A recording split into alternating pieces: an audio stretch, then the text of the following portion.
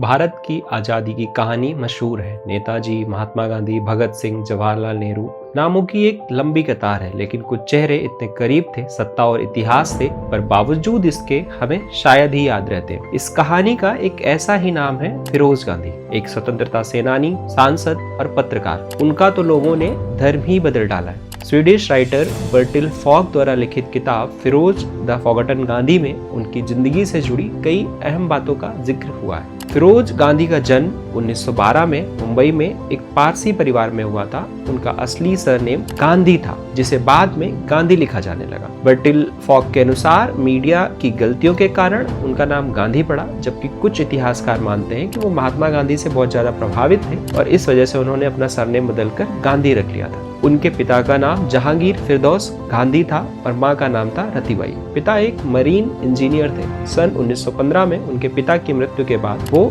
इलाहाबाद या प्रयागराज चले गए। इलाहाबाद उन दिनों देश के स्वतंत्रता आंदोलन के प्रमुख केंद्रों में से एक था और इसी की मिट्टी ने फिरोज को बदल दिया। यहीं सबसे पहली बार एक फ्रीडम मूवमेंट के दौरान उनकी मुलाकात कमला नेहरू से हुई। 1920 के दशक में फिरोज ने कांग्रेस आंदोलन से जुड़ते हुए कई रैलियों और विरोध प्रदर्शन में हिस्सा लिया। महज 21 वर्ष की आयु में वो 3 बार जेल भी गए। महात्मा गांधी भी उनसे बहुत ज्यादा प्रभावित थे। एक बार उनकी मां रतिबाई महात्मा गांधी से कहने गई कि इनको समझाइए कि पढ़ाई में मन लगाएं और आंदोलन में ना पड़े। तो गांधी जी ने कहा कि भारत की स्वतंत्रता के लिए ऐसे लड़कों की जरूरत है। 1930 में वो पढ़ाई के लिए लंदन गए, जहां उनकी इंदिरा गांधी से दोस्ती हो गई और पंडित नेहरू इस रिश्ते के खिलाफ थे, क्योंकि उन्हें लगता था कि फिरोज एक सामान्य से पारसी नागरिक है। पर बाद में वह उनके स्वतंत्रता आंदोलन में भाग लेने से प्रभावित हुए और कभी कभी नेहरू अपने दोस्तों से कहते थे कि फिरोज में उन्हें अपनी झलक दिखती है। फिरोज गांधी ने 1942 में इंदिरा से शादी की, पंडित नेहरू की बेटी, और बाद में भारत की पहली महिला प्रधानमंत्री। आजादी के बाद इंदिरा गांधी अपने पिता पंडित नेहरू के साथ राजनीति में लग गई और दिल्ली में रहने लगी, जबकि फिरोज गांधी रायबरेली में अपनी संसदीय कार्यों में लगे रहे। उन्होंने सक्रिय राजनीति में कदम रखा और 1952 के आम चुनाव में रायबरेली से चुनाव लड़ा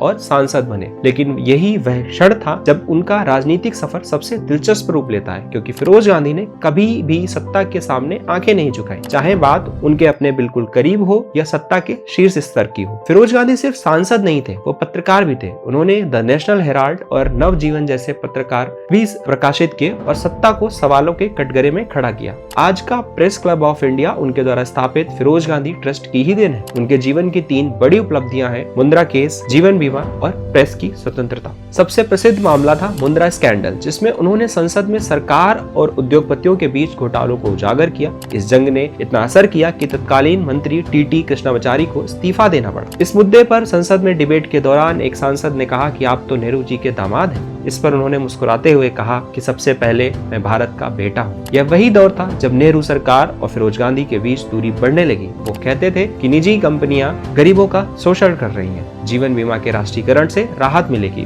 उनकी मेहनत रंग लाई जब 1956 में LIC की स्थापना हुई, क्योंकि फिरोज कभी भी अपनी राय छुपाते नहीं थे, भले ही सख्त शब्दों में ही क्यों ना हो। वो चाहते थे कि उनकी व्यक्तिगत पहचान हो, न कि पंडित नेहरू के दामाद या इंदिरा गांधी के पति के रूप में। फिरोज गांधी की व्यक्तिगत दुनिया उतनी सहज नहीं थी। उनके और इंदिरा के रिश्ते में समय समय पर तनाव आया, खासकर उनके आलोचनात्मक राजनीतिक रुख के कारण। फिरोज गांधी वह व्यक्ति थे जिन्होंने इंदिरा गांधी को पहली बार तानाशाह कहा था, और ऐसा इसलिए क्योंकि केरल में बनी वामपंथी सरकार को इंदिरा हटाना चाहती थी और वहां राष्ट्रपति शासन लगने जा रहा था, और फिरोज गांधी इसके खिलाफ थे। इस मुद्दे पर उनकी इंदिरा गांधी से ऐसी लड़ाई हुई कि उन्होंने डिसाइड किया कि वो अब कभी प्रधानमंत्री के घर नहीं जाएंगे, और वही हुआ। उसके बाद वो कभी भी वहां नहीं गए। उनकी मृत्यु के बाद उनका पार्थिव शरीर ही वहां ले जाया गया। उन्हें अपने बेटों राजीव गांधी और संजय गांधी से बेहद लगाव था और वे उन्हें नई नई चीजें सिखाते भी रहते थे, जो कि दोनों की कार्यशैली में कई बार दिखाई भी देता है। 1960 में केवल 48 वर्ष की आयु में फिरोज गांधी का निधन हो गया। उनका देहांत दिल का दौरा पड़ने के कारण हुआ। उनका अंतिम संस्कार पारसी और हिंदू रीति रिवाज से 3 स्थानों पर हुआ: संगम में,